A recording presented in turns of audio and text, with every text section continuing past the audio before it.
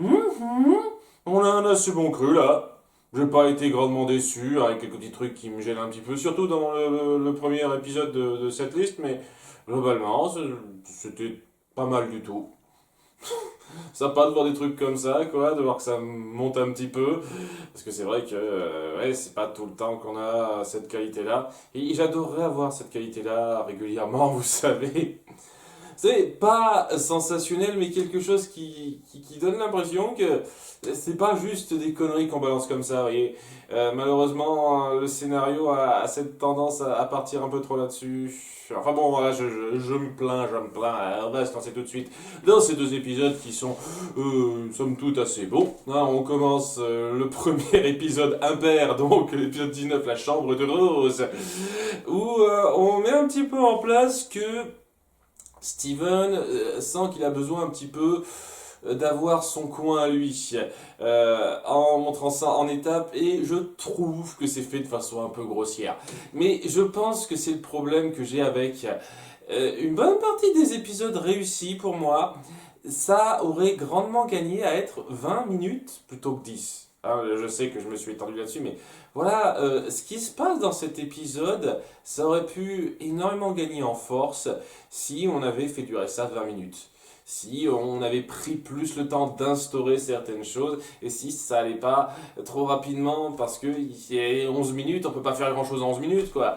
C'est un peu ça le truc. C'est difficile de faire une structure très poussée avec ça, quoi. On y arrive un petit peu par moment, mais voilà, c'est un peu gênant. Parce que voilà ce qui va se passer. Il y a Steven qui veut inviter ses copines au mini-golf.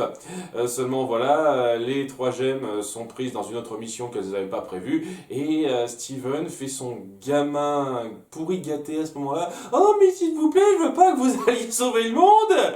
Je veux qu'on fasse un mini-golf ensemble, alors que ça pourrait attendre. Tant plus qu'elles sont conciliantes. Dès lors qu'elles auront du temps libre, elles pourront aller avec toi. C'est le truc grossier de la chose qui force la problématique pour moi. Vraiment. Parce que voilà quoi, elles peuvent pas participer et Steven il se sent un petit peu délaissé par ça. Alors que merde. Et puis bon, c'est un autre cas où j'arrête pas de me poser la question. En fin de compte, vous le laissez vous accompagner ou pas? C'est sporadique, c'est des fois oui, des fois non. Ah, quand est-ce que vous décidez que c'est important d'amener Steven et quand est-ce que vous décidez que c'est pas important? Quand est-ce que vous décidez qu'il peut venir, qu'il peut pas venir? C'est pas clair. C'est vraiment pas clair ça. Ça fait pas partie des trucs, hein, il y aura une réponse plus tard. Non, non, c'est pas clair tout de suite. Et je vois mal comment on pourra me donner une réponse claire à ça. En tout cas, ouais. Elles y vont toutes les trois. Steven se sent délaissé et finira par jouer à un jeu vidéo RPG sur le mini-golf auquel j'aurais bien envie de jouer. Le peu qu'on monte, ouais, punaise, il pourrait pas faire ce jeu-là. Ce serait très cool à faire, vraiment. C'est assez marrant, quoi. Ça dure genre 1 minute 30 de délire là-dessus, quoi, où il est sur son jeu vidéo. Et alors que les gemmes reviennent en ayant retrouvé un artefact à la con qui signifie rien de spécial, une fois de plus, en émission, c'est juste histoire de dire que ça existe. On leur donne jamais vraiment d'impact. Elle gâche un petit peu le moment où il découvre la fin secrète, Steven, donc il est pas super content et se dit ah j'adorerais avoir mon intimité à moi. Et c'est là qu'il y a sa gemme qui réagit en lui ouvrant la chambre de sa mère, la chambre de gemme de sa mère dans le grand cristal donc. Et voilà, il dit parce qu'il est un peu énervé par la situation, quoi, une fois de plus, travers de gamin qui réfléchit pas sur le coup. Ça me dérange pas grandement outre mesure, juste je sais pas, vous auriez pu trouver quelque chose d'un tout petit peu plus puissant, un truc un peu plus puissant, plus légitime pour qu'il s'énerve à ce point, Steven. Plutôt que ah, vous voulez pas passer du temps avec moi alors que vous devez partir sauver le monde et voilà, vous m'avez gâché la fin d'un jeu vidéo, quoi. C'est pas sensationnel comme façon de faire les choses, je trouve.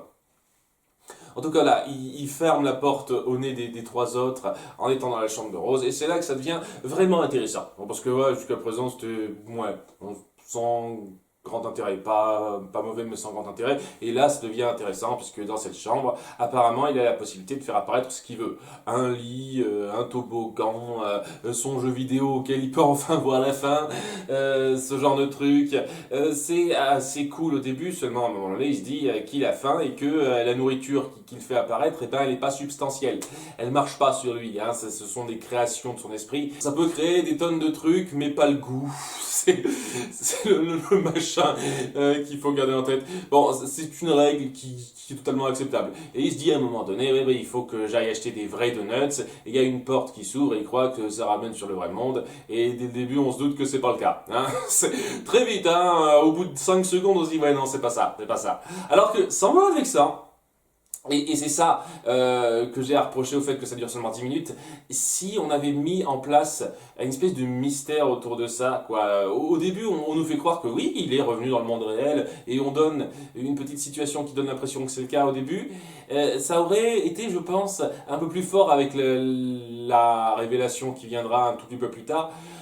Parce que voilà, il y aurait eu un petit peu de mise en place sur la durée. Là, malheureusement, c'est un peu rapide. C'est ça qui atténue la force de ce passage pour moi. Il y a ce moment où il découvre que l'art, il faudrait que je me souvienne de son nom à cette fille quand même, l'autre qui tient le stand de donuts, elles sont un petit peu trop souriants et robotiques dans leur façon de s'exprimer. Et au fur et à mesure qu'il se baladera dans cette fausse ville de Beach City, il se rendra compte que des tonnes de trucs déraillent un petit peu, que c'est pas clair et il se rend assez vite compte que c'est pas le vrai Kansas, vous voyez, ce genre de choses. C'est pas mal dans la mise en scène, les moments qui sont assez forts. On crée une ambiance, hein, une petite atmosphère qui va un petit peu crescendo avec le fait que Steven se sent de plus en plus horrifié, paniqué par cette situation.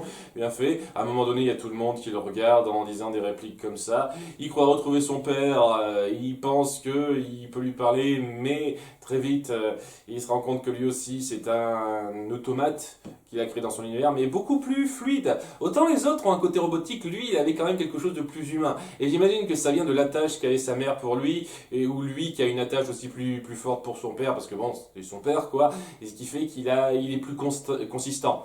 Et c'est cool, j'aime bien ça, mais bon, ça reste quand même une illusion, et au bout d'un moment, il est tellement effrayé par ça, il se dit, ah non, je veux plus être là, je veux retourner auprès des gemmes, et son souhait est exaucé, il revient auprès des gemmes. Un bon moment, assez fort dans l'ambiance, qui passait nickel. Sinon, un tout petit truc, avant que j'oublie, un petit détail, et voilà, je suis vraiment désolé une fois de plus, mais ce genre de gueule, je peux pas. Je peux vraiment pas accepter ça. Les proportions sont dégueulasses, on le rend moche pour le gag, et je trouve ça grossier. Et j'espérais vraiment qu'on tombe pas dans ces mêmes écarts qu'il y avait dans Star Butterfly, mais euh, ça, c'était pas loin de tomber dedans. Là, c'est tombé dedans avec cette gueule-là. Alors j'espère qu'on n'en aura pas souvent des délires comme ça où nos personnages font des gueules débiles et ridicules, dégueu, hein, c'est une gueule dégueulasse pour le soi-disant gag. C'est quelque chose que je remarque de plus en plus souvent dans les séries humoristiques qui essayent de faire de l'humour. Il faut qu'on force le trait dégueulasse du personnage parce que c'est censé être drôle. Non, c'est pas drôle, c'est con. Voilà, c'est un détail de 2 secondes, hein, c'est pas non plus affligeant, mais bon, je tenais à le souligner un petit peu, quoi. J'espère qu'on n'aura pas trop des gueules comme ça. En tout cas, ouais, quoi, il revient, il s'excuse auprès des filles, quoi. Faut pas que je pense qu'à la petite pomme, il y a les autres qui auront leur intimité, et je dois pas toujours espérer avoir tout ce que je veux avoir. Et ça se termine sur lui qui a ce qu'il espère avoir. Oui, c'est le petit truc qui gâche un chouïa le message. Les 3 gemmes disent c'est bon, on a du temps pour toi, et ils s'amusent au mini-golf comme ils le voulaient au départ. Et autant, ok, ça va, mais le problème c'est que il y a Steven qui lance la réplique qui donne bien l'impression qu'il a rien retenu de ça en fait. Ouais, j'ai toujours ce que je veux à la fin. Et voilà. C'est un peu l'impression que ça donne, l'impression que cette aventure n'aura pas amené à grand chose. Alors que si on avait viré ça, si on avait remplacé ça par autre chose, ou je sais pas, changer un tout petit peu la fin, des micro-détails, j'aurais eu l'impression que Steven pouvait évoluer vers un bon sens, mais là j'ai l'impression qu'il a rien appris en fin de compte. Et c'est franchement dommage parce qu'il y avait quelque chose de très bon dans le sens où il pensait qu'il voulait un truc rien que pour lui, il n'y a pas que lui qui existe. Mais au bout du compte, il y aura toujours le même comportement et ça donne pas l'impression qu'il va grandement évoluer de ça. C'est dommage, c'est vraiment dommage parce que ça aurait été beaucoup plus fort si on avait gardé une petite trace de ça. Bon, j'imagine que On gardera une trace de cette chambre et on y reviendra pour ce qu'elle représente. D'ailleurs, j'apprécie le fait qu'on explique un tout petit peu la logique de comment ça fonctionne. Mais vraiment, pas dans le détail, juste une phrase pour dire la chambre de Rose n'est pas faite pour gérer autant de trucs à la fois. Donc, on se doute que la chambre de Rose a cette capacité de faire apparaître les choses qu'on veut que ça fasse apparaître, ok, magie, tout ça, et il y a Pearl qui explique rapidement, en l'espace d'une phrase, qui nous fait bien comprendre que la raison pour laquelle c'est devenu ultra creepy, ultra bizarre en termes d'ambiance dehors, c'est qu'il y avait beaucoup trop de trucs à gérer par rapport à ce que voulait créer Steven, ce qui fait que ça s'est perdu dans ses fils. Et voilà, ça suffit, c'est ce genre de choses que je veux, vous voyez, qui explique un tout petit peu le pourquoi, le raisonnement du comment ça se fait qu'on est dans cette situation-là. Pas juste, ça vient comme ça parce que magie. Ce genre de détails, quoi, de petits trucs, de rien du tout, ça aide, je vous jure, ça aide. En tout cas, voilà, il était pas mal cet épisode, il y a des choses qui me gênent, la mort c'était un peu grossière, le détail de fin, je vous jure, le détail de fin c'est un peu... Mais en dehors de ça, c'était cool, c'était cool. Et ça aurait mérité d'être plus long, c'est sûr, mais ça reste cool quand même et un bon truc, un bon épisode d'atmosphère. Le suivant est pas mal dans le genre non plus. Même si une fois de plus, il y a 2-3 trucs qui sont amenés de façon un peu forcée et grossière, mais j'ai le sentiment qu'il y aura très peu d'épisodes dont ce ne sera pas le cas. On verra, on verra. En tout cas, ça commence avec nos gemmes accompagnées par Steven, cette fois parce qu'elles veulent qu'il l'accompagne ce coup-ci, mais pas avant, pour une raison X qu'on n'expliquera jamais, je suis sûr. Et voilà, ils se retrouvent face à une espèce de piliers qui font un truc muche qu'on explique rapidement sans que ça ait la moindre incidence. Ça pourrait faire ci, ça pourrait faire ça, on s'en branle royalement. Une fois de plus, quoi, c'est juste une excuse. C'est juste une excuse. Et ça va rendre le truc un petit peu forcé dans ce qui va suivre. C'est que voilà, il y a des gros piliers qui maintiennent le coin. Ça va être super long à détruire comme ça. Améthyste, même en frappant de toutes ses forces, elle a du mal à entamer un seul pilier. Il y en a genre une centaine ou un truc comme ça. Et donc, là où Pearl se dit qu'il faudrait peut-être avoir une approche plus fine, il y a Garnet qui, de nulle part, dit tiens, on va créer, comment ça s'appelle ce machin-là Sugilite. Voilà, Sugilite. C'est une pierre précieuse, je savais pas que ça existait. Je n'y connais pas super bien en pierre précieuse. En tout cas, voilà, Sugilite. C'est donc la fusion entre Garnet et Améthyste. On met ça en place et ouais, je trouve que c'est super rapide. Là où dans l'épisode 12, c'était bien amené, quoi. On crée un petit suspense par rapport au fait que ça existe et que Steven veut voir ça. Mais... on va pas le faire comme ça à son bon vouloir. Là, c'est juste, et si on faisait ça parce que on n'a pas réfléchi à d'autres solutions. Comme si c'était... il fallait le montrer, quoi. Et le truc avec ça, c'est que Pearl intervient pour dire attends, Sugilite, t'es un petit peu instable, t'es pas sûr que tu veux fusionner avec moi plutôt? Mais non, Garnet insiste, on a besoin de muscles pour l'instant, et donc elle se transforme via leur danse. Un truc que je comprends moyennement, c'est le fait que Pearl cache les yeux de Steven lorsqu'elles font leur danse, alors qu'il n'y a rien de super sexy ou lascif là-dedans. Enfin, je sais pas, il y a peut-être un côté vaguement sexy, mais je veux dire, c'est pas non plus érotique ou quoi que ce soit. Je comprends pas pourquoi elle ferme les yeux en fait. C'est bizarre ce détail-là. En tout cas, voilà. Elles finissent par se transformer en Sugilite via leur fusion qu'on voit entièrement ce coup-ci et bien réussi. Et c'est pas mal. Dans le genre, on voit la grosse brute bien géante prête à tout détruire, et alors qu'elle commence à détruire les piliers sans trop réfléchir à ce qu'il y a autour, il y a Pearl qui se dit tiens, on va plutôt la laisser faire, pour risquer de ne pas se faire blesser, et en partant via le portail, et c'est la seconde d'après, au moment où ils partent, que le portail est détruit à cause de Sugilite, je le précise, donc c'est pas vraiment de leur faute, et on va avoir un problème autour de ça. J'y reviendrai parce que là on va passer un peu de temps sur Coach Steven, vu que c'est un petit peu le titre de l'épisode. Coach Steven, En fait, Steven revient donc à Beach City et discute un petit peu avec Lars et une fois de plus, il faut vraiment que je me souvienne de son nom à cette fille pour parler du fait que ouais, il a envie d'être super musclé et alors que Sugilit l'a un petit peu inspiré, il se dit tiens, je vais créer un espèce de petit club où je serai coach et on s'entraînera à porter des poids, ce genre de truc. Il y a son père qui intervient histoire de dire ouais, j'ai fait du sport avant. Il y a longtemps. Très longtemps. Ça se voit. Ça se voit. C'est assez marrant. Il y a des échanges que je trouve assez marrants là-dedans. Notamment un entre le père de Steven et Pearl. Hey, Pearl. Come to check out some buff studs? No. Timing parfait, j'adorais ça. Enfin bon, on va centrer un petit peu sur Pearl qui se sent un peu délaissée par Steven qui veut progresser par la force physique pure, alors elle a une version plus fine, plus posée de la chose, quoi, comme quoi être fort c'est pas juste avoir des gros muscles. Et on a un numéro musical pour ça, un petit peu aléatoire, hein, ça aurait pu être un numéro musical pour n'importe quoi d'autre, voilà. C'est bizarre, mais bon, le numéro est bien. Faut dire ce qui est, c'est bien chanté la moitié du temps, puisque c'est Pearl qui chante, parce que l'autre moitié c'est Steven, et l'air est entraînant. Et ça appuie bien ce que ressent Pearl et comment Steven le perçoit sur le coup. C'est bien fichu. Tandis que Steven donc jouera les coachs pour entraîner un petit peu sa petite troupe.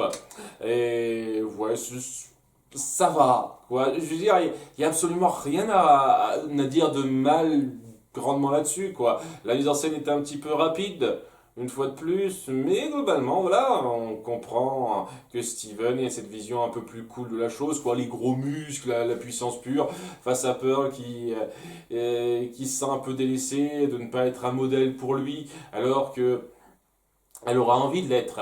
Et c'est un peu dommage qu'on n'ait pas grandement rebondi sur l'épisode, je sais plus combien.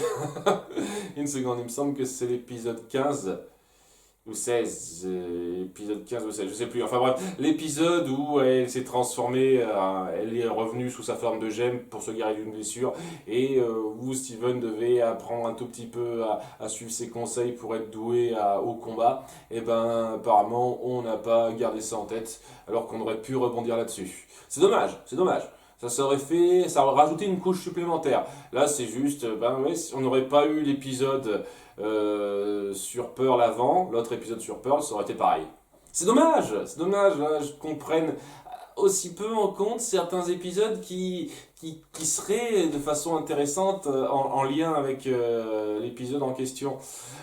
J'espère que par la suite ça s'améliorera un petit peu, ça, mais ouais, c'est... Enfin bon, voilà, ça aurait rajouté un petit truc en plus. En tout cas, ouais, y a Steven le lendemain qui sera un petit peu endolori par ces séances d'entraînement. C'est vrai que la première fois qu'on s'entraîne, alors qu'on a été assez feignant pendant un petit moment, je vous cache pas que oui, c'est pas super bon pour le corps, hein, on le sent passer, ça. Je dis ça parce que durant ma petite période de vacances sans internet, j'ai essayé de faire de la course alors que ça faisait des lustres que j'avais plus fait, punaise quoi. Ah oui, hein, j'ai ressenti le contre-coup, hein. J'ai pas duré longtemps et le contre-coup, je l'ai ressenti, merde.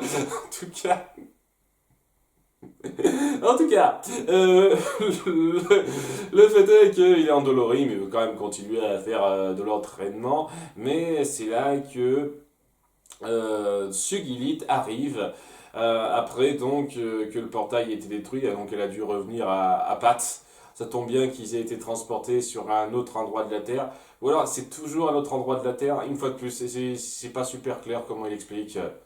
Je sais que je me plains de ça. Je veux dire, ça devrait être une des premières questions que se poserait Steven, merde. Ça devrait être un des premiers trucs qu'on lui expliquerait. Est-ce qu'on lui a expliqué, nous, le spectateur ne l'a pas expliqué? Ça fonctionne comment? Alors j'essaye d'avoir des petits trucs logiques d'après ce qu'on me dit, mais voilà quoi, en gros c'est tout le temps sur la Terre. Voilà, ou bien il y a d'autres dimensions, et là, c'est la chance était sur la Terre. Je sais pas, En tout cas, voilà, Sugilit est resté beaucoup trop longtemps sous forme fusionnée. parce que elle est instable, mais instable dans le sens où c'est difficile de s'en sortir pour une raison X.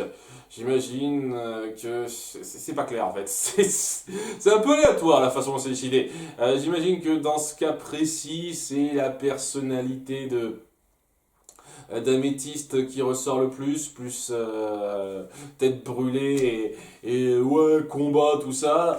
J'avoue qu'elle a un petit peu ça elle aussi, Garnet, un peu plus quand même tête sur les épaules, mais voilà quoi, c'est plus la personnalité d'améthyste qui ressort là. Et apparemment, quoi, il y a quand même une personnalité propre à cette fusion qui a envie un petit peu d'exister. Ce qui est une notion très intéressante à aborder maintenant que j'y pense.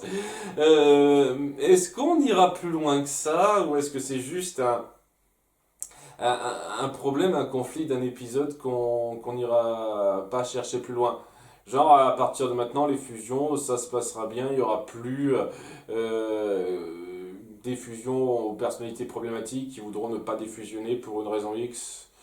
Ce serait cool qu'il y ait encore ça et qu'on aille un peu plus loin dans le détail parce que là, je trouve que d'une part, une fois de plus, cette fusion a été amenée de façon un peu grossière. Ça aurait pu être amené de façon plus fluide dans un cadre où ça donnait l'impression que c'était assez important de mettre ça en avant, pas juste une décision faite à l'arrache. Et ouais, quoi, le fait qu'on nous dise qu'elle veut rester comme ça l'emmerde de redevenir améthyste et Garnet.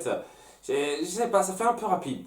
Sans doute que ça aurait gagné en force si on avait plus mis en avant le concept de fusion et ce que ça signifie. Là, c'est juste moi qui me fait des supputations sur comment c'est censé fonctionner, quoi. Et je suis désolé, une fois de plus, hein, tant mieux si vous trouvez que c'est de la bonne écriture. Ça, moi, je trouve que c'est de l'écriture feignante, quand c'est le spectateur qui doit faire le travail pour le scénariste. Donc, ouais, sans doute, peut-être plus tard, on aura plus de détails, on ira plus en profondeur là-dedans. C'est tout ce que j'espère. Donc sur le coup, je ne vous cache pas que je ne serais pas contre qu'on aille plus loin hein, sur ce que signifie ça, parce que ça donne un petit peu l'impression d'être le conflit du jour sans lendemain, sans suite, alors qu'il y a clairement moyen d'aller beaucoup plus loin là-dedans. Enfin, allez, excusez-moi de m'être épanché autant là-dessus. Ça reste un moment assez fort où Pearl essaye de défendre Steven de cette espèce de Sugilite totalement berserk maintenant. Voilà, apparemment elle est super enragée, elle veut détruire tout. Même Steven ne la calme pas.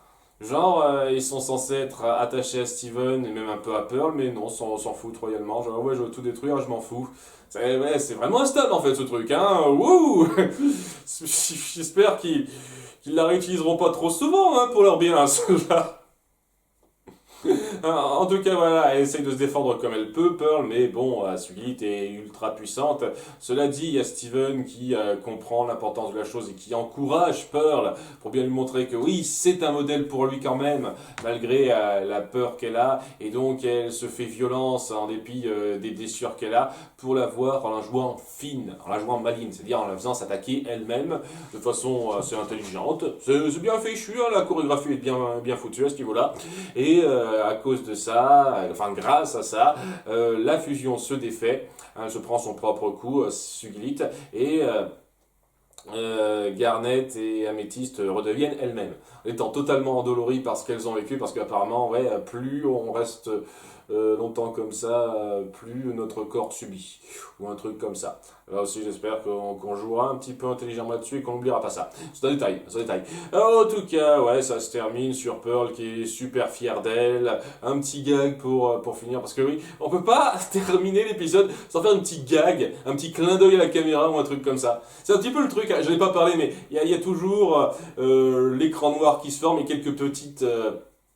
10 encarts étoiles, hein, comme le symbole de la série, quoi, pour faire un petit gag autour de ça.